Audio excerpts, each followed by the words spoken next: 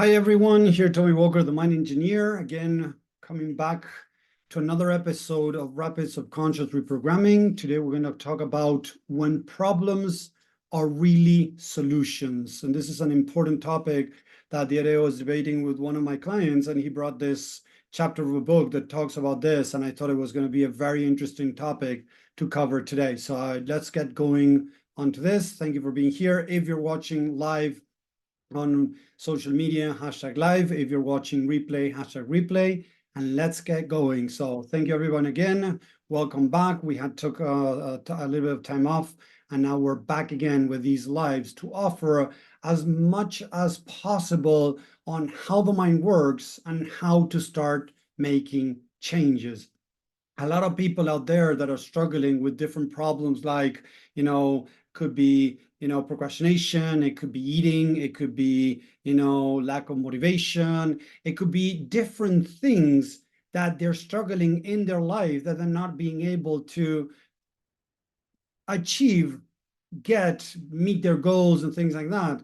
It could even be drugs, different type of addictions. We need to understand that what most people see as problems are actually solutions. And I know it sounds weird and it goes against what most people are teaching out there, but I want to talk more about this. So again, thank you very much. Thank you, Romana, Tuya, for being here, and anybody else is watching there on social media. So why do I say that problems are really solutions? We need to understand how the mind works. If I'm feeling pain, and I have an option to do something to stop that pain, it's going to make sense that I'm going to do everything I can to stop feeling the pain. Yes or no? Type it in the chat, please, if you're getting what I'm saying. If you're feeling pain and you could do something to stop the pain, wouldn't you do that? If we look at ibuprofen, on so many medications out there, a lot of people, as soon as they have pain, they're going to start popping pills. And society, unfortunately, has been programmed like that. Instead of understanding what is actually going on, again, they end up popping pills and doing different things to stop the pain. So if we understand that, it's going to make it easier. Hi, Alexa, how are you? If you want to join us on Zoom, please join us. Let me see if I have here the link. Check if you want, Alexa, on Heartbeat, where you're going to be able to get all the information. Let me see. Wait 1 second, people. Here we go. Because Alexa's part of the paid community. I want to just have her to jump on Zoom. Here we go. That's the Zoom information to jump in if you want, Alex. Okay. So when people treat problems like, eating disorders, addictions like drugs, addictions to sex, porn, whatever it is that they're doing, normally they're seeing that as a problem, but they don't understand that that is a solution. And you might say, Tommy, a solution for what? I'm procrastinating. That is not the solution. It's a problem. No, sorry. Procrastination is the solution. So I'm going to explain that a bit more, and we can explain this along the community for a long time if you want to know more, right? The idea of course, to understand the mind to be able to make changes. If I want to become procrastination, I need to understand why procrastination is there, because it's the solution to a problem. So again, if somebody has pain of going on camera, if somebody has pain, is scared of asking for a raise, they're going to try to do something to solve that problem. It could be not asking for a raise, not doing lives, not going on cameras. So a lot of people don't go on camera because they're scared of what people might say to them if they don't like them, if they don't like their face, if they don't like their eyebrows or hair or something. People are going to complain. So people are scared of going on cameras, so they procrastinate going on cameras. So the problem is not the procrastination. Procrastination is a protective mechanism so that you don't feel pain if somebody judges you. Does that make sense? Type of 1 in the chat if that is making sense, that the problem that we see as a problem is actually a solution to another problem. It's not the problem. So again, when we treat addictions as a problem, we have a problem, because addiction is not a problem. Is the protective mechanism the mind is using to numb the pain. The idea was, on a post talking to another person, and I was telling them, because they had, addiction, they were smoking and they couldn't stop. And I said that normally smoking is a byproduct of something deeper, that the addiction is not the problem is something else. And another person came out and said, like, what are you talking about, Tommy? The problem is the addiction. You cannot say that. And it's like, why not? And I started explaining to her, and she was open, and she really understood that the smoking could have been a process of numbing the pain, of dealing with the pain. So if I don't know another way to deal with the pain, I might use smoking to numb the pain. So the problem is not smoking. The problem is that I don't know how to deal with the pain. I need to learn a way to deal with the pain correctly that doesn't involve smoking, that is creating other type of problems in the body, or other addictions like hard drugs that is creating a lot of problems in the body. And this person was saying, but Tommy, a person that does cocaine, morphine, whatever, right? They're causing a lot of problems in their body. Yes, but the mental or emotional pain is bigger. Yes, the emotional or mental pain is bigger, higher than the physical pain. If the physical pain gets really bad, more than the emotional or mental pain, that for a lot of people it doesn't happen, they might stop. But normally it doesn't happen. Why? Because the emotional mental pain is so big. And as I keep doing maybe drugs to try to numb it, the emotional mental pain is so big that the physical pain, they have to be dying maybe to want to stop. Because who doesn't know a person that maybe has lung cancer and they're still smoking, or a person that has diabetes that is still drinking, or is still doing different things that they should do, eating sweets that they shouldn't. They know they shouldn't, but they're still doing it. It's like they have a death wish. Haven't you heard somebody saying to somebody else, do you have a death wish? Type a 2 in the chat if you have been, in a situation like this, where somebody was in a way trying to kill themselves for what they were doing, with what they were doing, whether it was drugs, eating things that they shouldn't, that were really bad for them. We all have seen such type of people out there.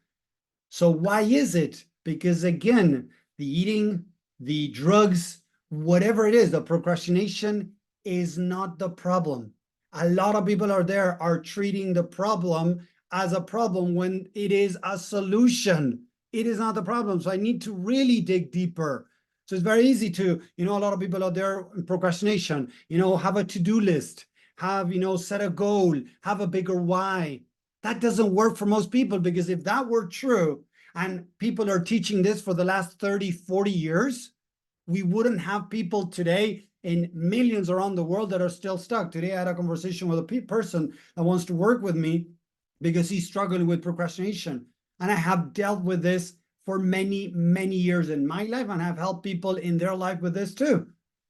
So it has to do with really understanding that procrastination is a solution, is the mind trying to protect you from something deeper. And again, I tell this to people and sometimes they don't get it. It's like, but Tommy, it doesn't seem logical that procrastination is a protective mechanism. Okay, because you're not really understanding the mind. Because when you're open and start understanding the mind, you're going to start realizing that most of our behaviors that come from the human side are a protective mechanism. People pleasing, perfectionism, narcissism, procrastination, self-sabotage, and I can keep going, making the list huge, right? Inner critic, when you got to kick yourself hard to be able to take actions. All of those are coming from the human side. From the human side, unfortunately, we're not connected with our spirit, and we're trying to fill that disconnect with something externally. So of course, if we're procrastinating, we try to do it right now. We try to push harder. As Mel Robbins teaches, the 5-second rule, try to do it very fast before the mind brings all these excuses and things not to do it. But instead of doing that, try to go deeper to understand what is the actual problem. I have worked with a lot of people with eating problems that it had nothing to do with the eating problem in itself, because that was a solution to cover a pain, emotional pain, mental pain. A lot of people that have had hard times as kids now have found maybe a way to use food to numb the pain or as a way to look for love. And it might sound really weird, but I've been working with people that use sweets as a way to feel love. And it's like, what? We know why? Because the association that the mind did is that while they're eating sweets, it reminded them of their grandmother that would give them sweets as kids, or their mom would give them sweets as kids. And that was a moment of connection with mom. So now when they're eating sweets, they're having that connection in their mind with their mom, even if mom is not around. That is how the mind works. So we got to start understanding that the problem is not a problem. It is actually a solution to a problem. So when we see that, we can see from a much more loving place that procrastination is a way the mind is trying to protect you. Self-sabotage, people-pleasing, even narcissistic traits is a way that the mind has found to try to get what they need. Narcissists are people that are, or narcissistic traits come out when people don't feel loved and accepted. So they need now to manipulate others. They need to do the things that they do because it's a way for them to try to receive love and acceptance.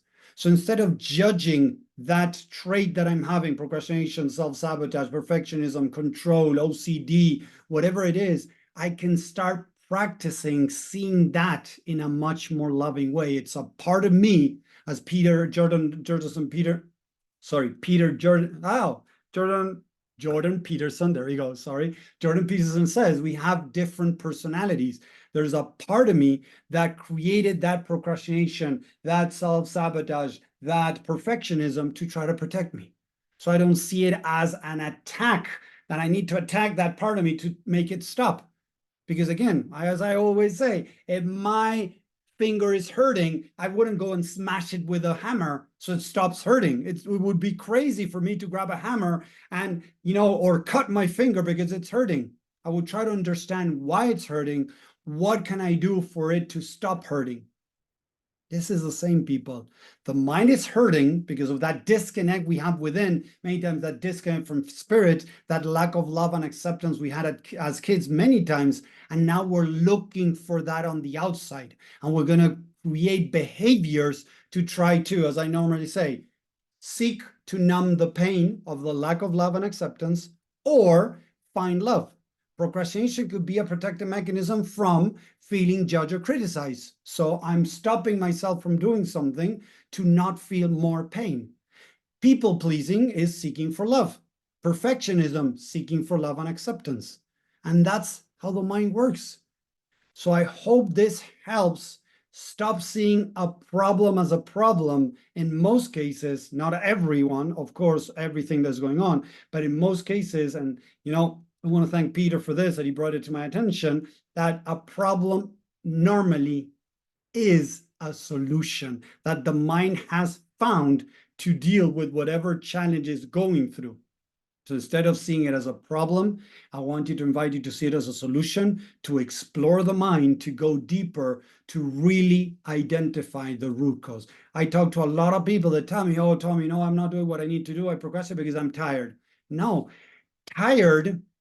feeling tired is not the problem. It's the solution.